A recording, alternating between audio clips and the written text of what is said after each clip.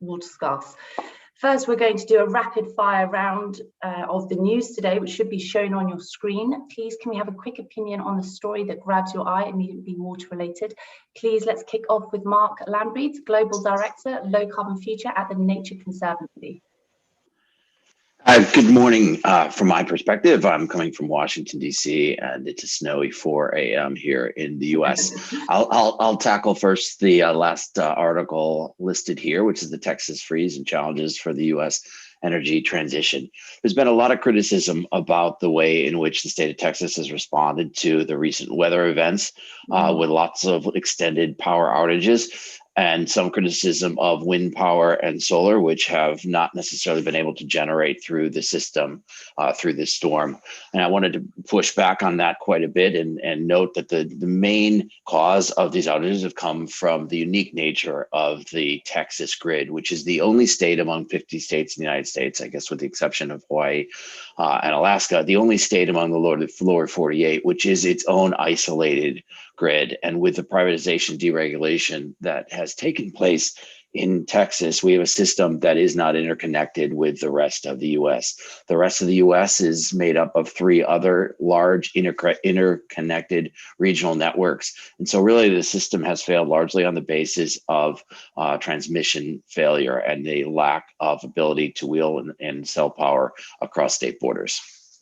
That's interesting as well, because that's going to relate to our survey question later. One of the answers, potential answers, which is, do we need more of a regional network in the Middle East when it comes to provisions for water scarcity and during times of crisis as well? Dr. Kilani, Director of Sustainable Development at the Al-Attiyah Foundation, thank you very much for joining us. Which story would you choose, please? Yeah, thank you, Michelle, and thank you all. I would like to comment on the story on the green light for gas in EU Recovery Fund.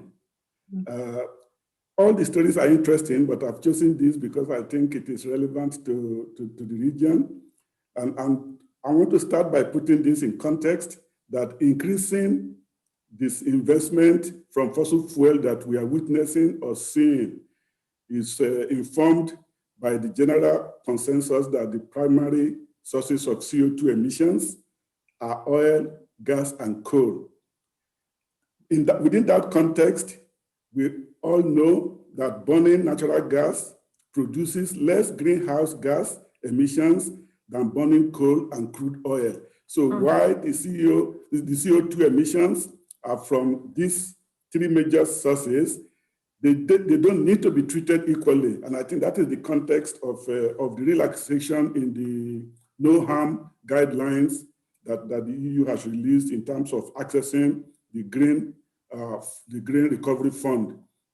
So in my view, I think the EU guidelines on do no major harm to climate and environment goals do try to address the role of natural gas in a balanced and pragmatic way, because it is very obvious that if major emitters are going to meet their Paris Agreement targets or their net zero commitment, they will have to rely on natural gas, which is viewed as a cleaner fuel than coal and oil.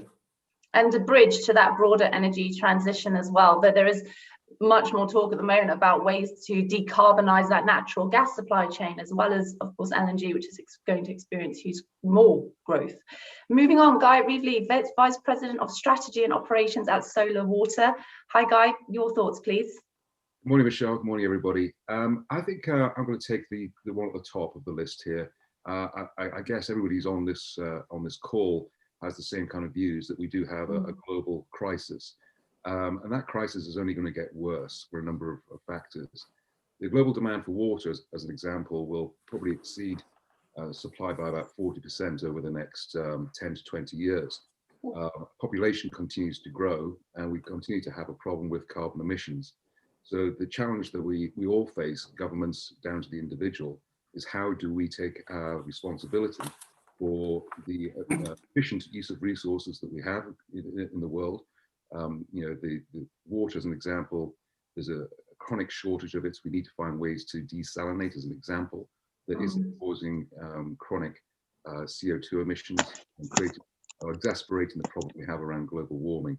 So we have this cycle at the moment of needing to produce water, but doing it in a way that's actually harmful to the environment. So I think our biggest challenge will be, how do we break that cycle, produce water in a carbon neutral and sustainable kind of way?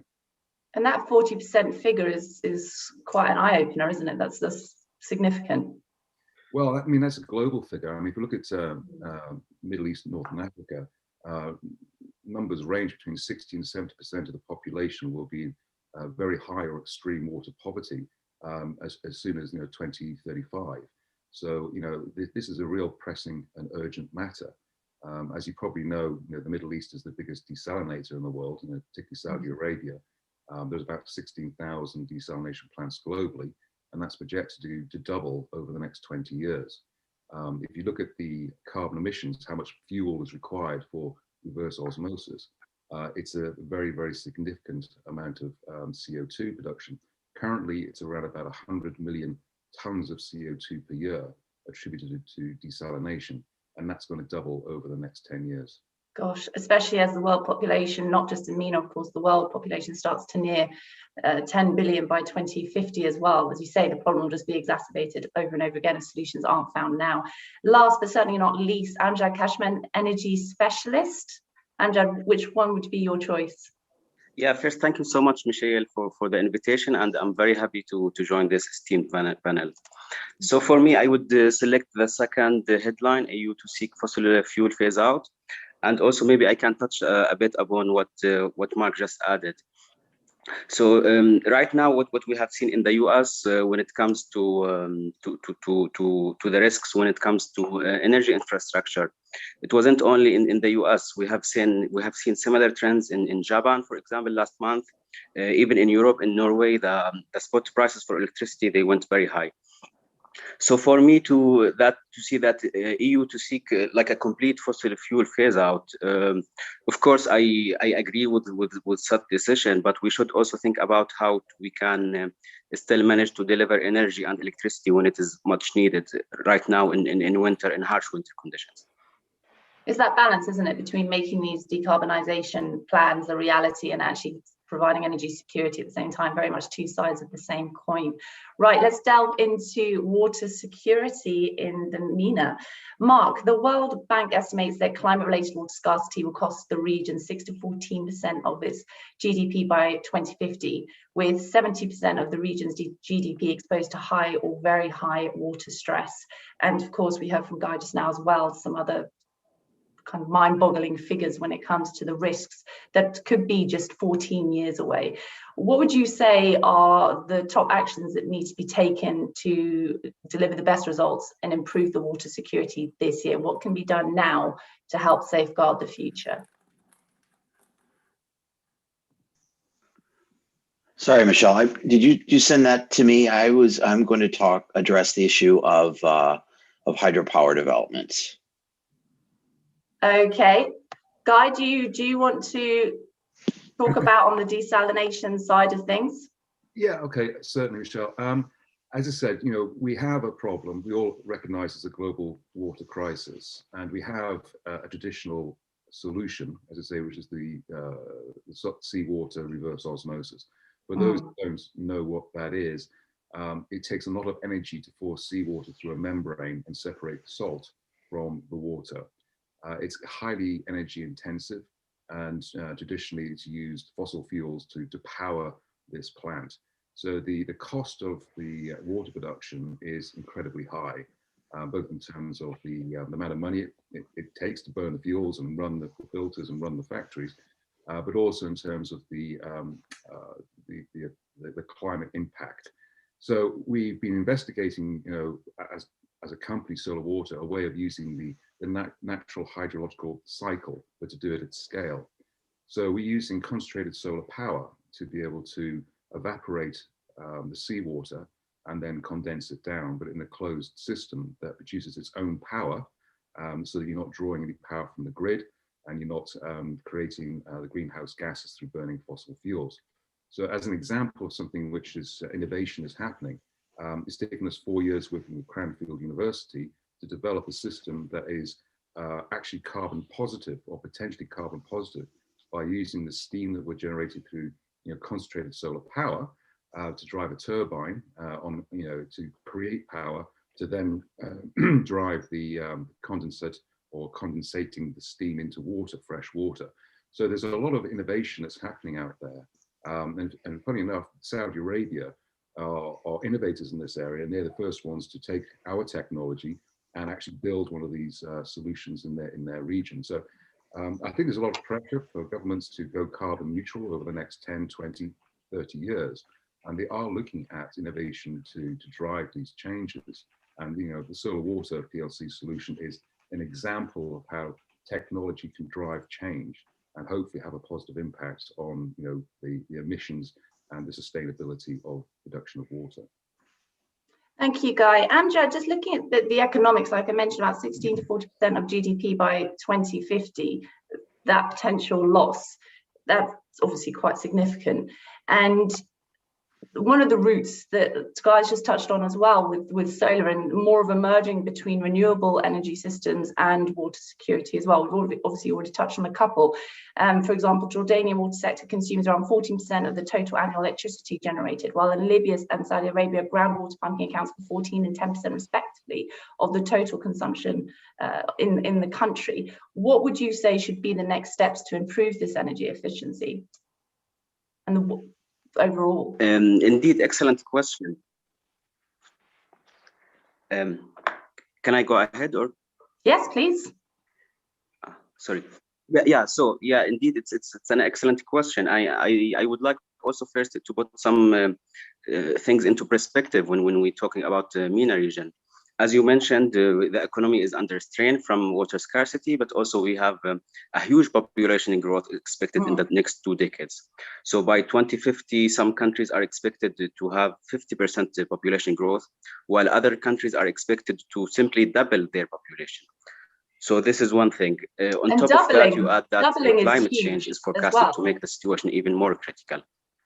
And even on top of that, there are many economies in the region, they totally rely on fossil fuels, which if we want to tackle climate change, we need to stop using.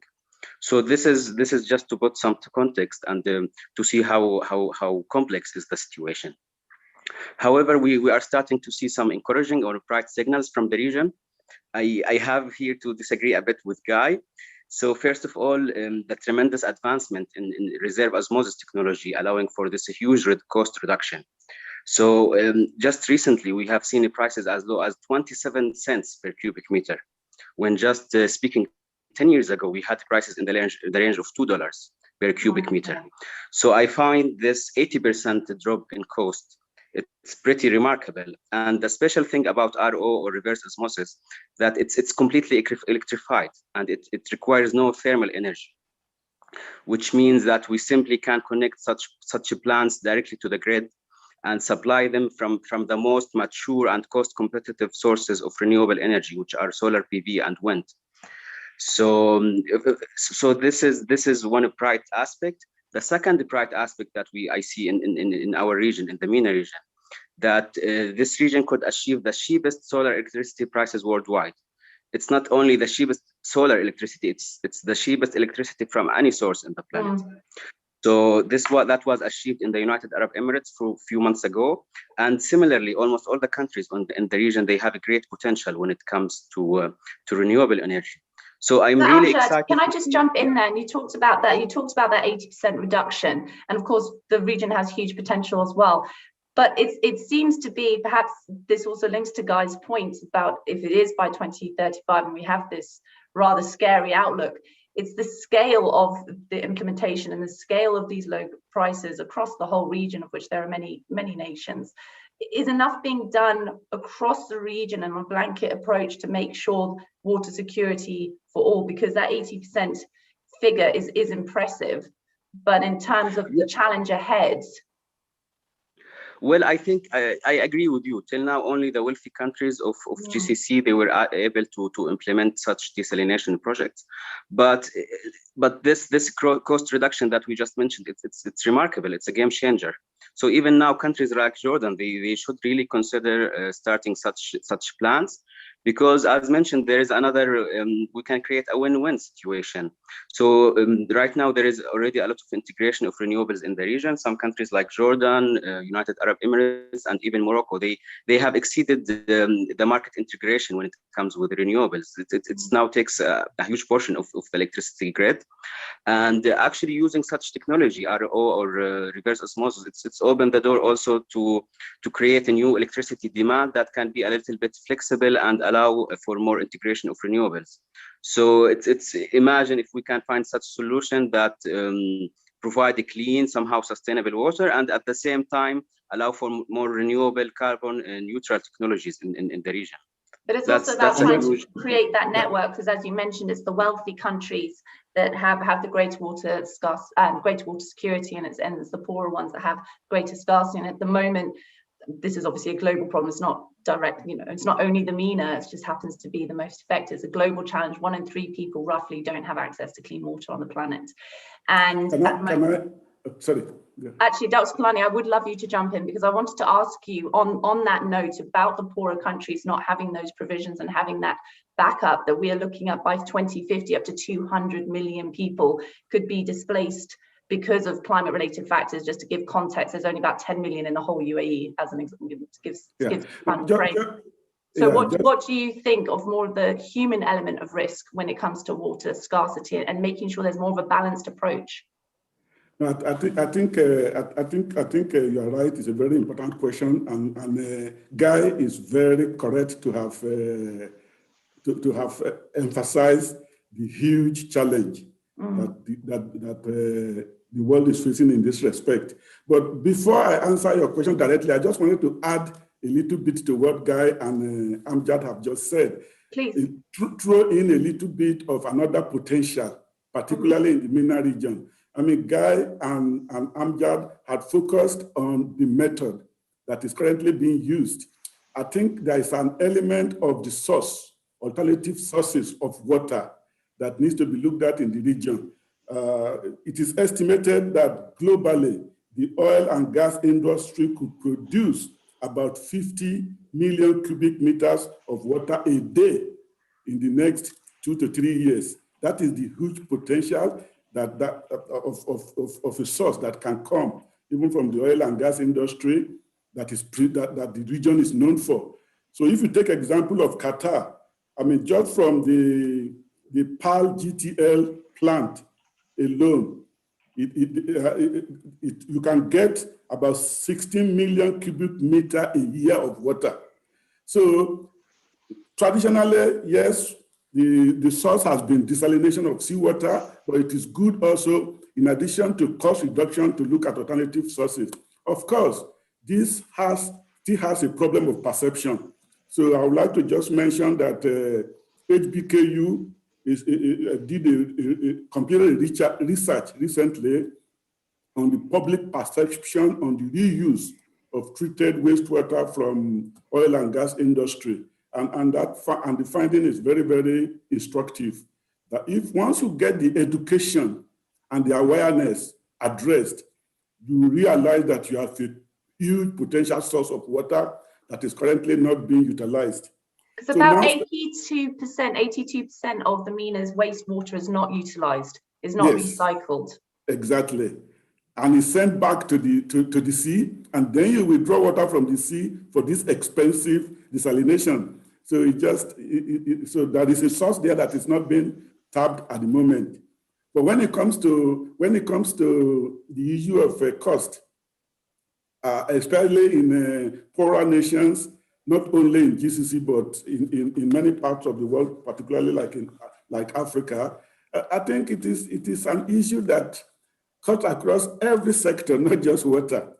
And because of time, just to summarize by saying that one just hope that global effort on the UN Sustainable Development Goals will help these countries to develop policies, and also will help the forging of international alliances and collaborations. And hopefully, one thing that COVID-19 has shown, that there is always a benefit in everybody working together, rich or poor. Do you think that COVID-19 can be a game changer in that sense? Because water scarcity in the region and especially in vulnerable countries, this is not new. We've known about this for many decades. Can this be the game changer, especially with those relatively scary figures by 2035 that Guy touched upon? Can this be the game changer, COVID and the global collaboration, and of course the broader focus on the value of mitigating climate change as much as we can now? Do you think it will change the tide for water security as well? My honest view is that it should. But whether whether it will is another story. But if I'm to put my previous UN hat on, I think the world has got the potential and the ability and the capacity to make it work. So there are so many positive things that has come out of COVID, and that one can apply to other challenges that humankind faces, especially in terms of access to energy, access to water, and climate change, and all other challenges. I think it would be a shame if the lessons that are being learned from the way COVID-19 is being handled, if those lessons are lost, it would be really a shame. A global shame. I say I think it should. Whether it would is another story. Well, let's do a rapid fire question. I'd really like to hear all your views on that. So I'll ask the question, and you're not going to like this. There are only 3 answers possible, which is, we'll have another survey question, but I just want to ask now, just to get the tone really from all of you. The answer options are yes, no, and maybe. I'll go to each of you in turn. The question is, will COVID, not should, but will COVID be a game changer in accelerating the focus on improving water security in the MENA to the degree that is needed? So Amjad, yes, no, or maybe? I would say yes. Guy? Because, yeah. Guy? I'll go maybe. Maybe to no, to be honest. I don't think COVID will have that impact. Mark? I'd say yes. Dr. Kilani? My answer is yes. Ooh. Okay, so quite optimistic. Quite optimistic. Oh, well, I hope so. I'm probably with Guy. One of the reasons for my optimism is that water is very important as a measure against mitigating COVID. We all see how sanitation is a very, very key element. So I would say yes. Well, I hope you're right for all our sakes. Mark, if we could just change tact a little bit and just talk about how renewable energy, which we've already discussed quite a bit, but applying it more to, as you mentioned earlier, about hydropower and river channels as well. So accelerating renewable energy could prevent nearly 165,000 kilometers of river channels, huge amount of river channels, from being fragmented, which of course links to erosion and pollution and lots of other challenges as well, while still helping to limit global temperatures to below a rise of 1.5 degrees as per the Paris Agreement, according to a study that Nature Conservancy and the WWF did. What would you say are the opportunities and the challenges in finding the balance between smart renewable energy and river protection, while of course meeting the overall goal of energy security? Yeah, of course. And thanks for that. And certainly we know that to meet the Paris targets and continue to drive economic development and deliver universal electrification, the world does need to continue to expand upwards of doubling its generation capacity over the Paris timeframe. And most experts do expect that most of that electricity will come from wind and solar. And even with wind and solar, where we are very positive in terms of their development and use, we are concerned about where those projects land with potential threats to wildlife, natural lands, and communities. And we also note, just like with hydro, that the business as usual risk is, in this case, tens of millions of hectares of lands that could be converted. So even in the case of solar and wind, we need to be careful about where our systems land. And the principle there is to deploy technologies in places where they're already converted or otherwise degraded landscapes. And our studies show that with terrestrial-based renewables, there's at least 17 times the needed converted and degraded land to meet the Paris targets. Specifically to hydropower, we all would note that hydropower, it has been the largest renewable energy solution over the years, but increasingly hydropower is difficult to develop, largely because of major environmental and social risks. And coupled with economics, the most recent drop in solar and wind prices as much as 80%, their long installation times. So we would also argue that the global peak for the hydropower is over. We will still see hydropower developed around the world, both in terms of new generation and as an important storage option for the intermittents. So when people are developing hydropower solutions, we would argue that there is a need for a new way of thinking along a system scale, not individual hydropower projects, but looking at a countrywide or a system, a basin-wide level, and planning hydropower projects in the least impactful places. And the other main approach, which the Nature Conservancy tackles, would be to look at projects with a multi-criteria decision-making tool, trading off the different impacts, whether that's flooding landscape, flooding forests, affecting wildlife, et cetera. So in every case where hydropower is the best option, and there may still be places like Gabon, like Nepal, and others around the world where hydropower is the best renewable energy solution, take a system scale approach and do a multi-criteria analysis around it so that we don't drop hydropower plants in the lower stem, main stem of river systems and affect migratory species and a much wider and cause a much wider reservoir. So and there are fresh water reserves as well, which the world really doesn't have that many of. Precisely, right. And so the impacts of new hydropower systems are dramatic. They can often be placed in cascades with other already fragmented rivers and have a much lower impact to the overall system. A key point that's been coming up throughout this conversation has been the need for efficiency when it comes to desalination, when it comes between the nexus between renewable energy and water security as well. And again, with what you're discussing now, on a broader note, do you think that energy efficiency in terms of water management is so far from where it needs to be that those targets we've set for 2030, 2035 in terms of improving water security are just going to be beyond reach? Or are you hopeful that energy efficiency methods can be improved in time? I'm quite hopeful that energy efficiency methods, both at the demand side, and that's a whole nother conversation, but also at the system scale. There's been a lot of inefficient systems, 100-year-old hydropower plants that have where there's been silting and sedimentation, and the efficiency of those systems. New efficient turbines can be utilized. So both on the supply and demand side, efficiency upgrades can affect the quality and availability of water going forward. That certainly seems to be an area of more focus that's needed in the desalination side of things as well. Irene, if you could please bring up our survey question, that would be great. Okay, only one, so you can do quick answers.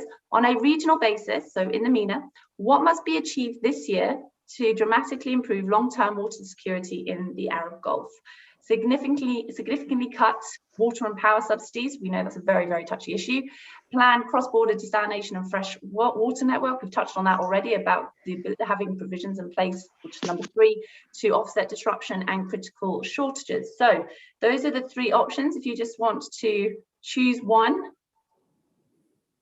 And then we've touched on all of these apart from the subsidies. So it'd be very interesting to get your views on those. There have been subsidy reductions in energy in the MENA over the last 5 to 7 years, and they have been increasing, but water is also a very sensitive one along with fossil fuels. Has everyone answered, Irene? Are we good to go? We are. Excellent. Very interesting. I would have expected the subsidies to be higher. Obviously, we've got a small pool of respondents, but still.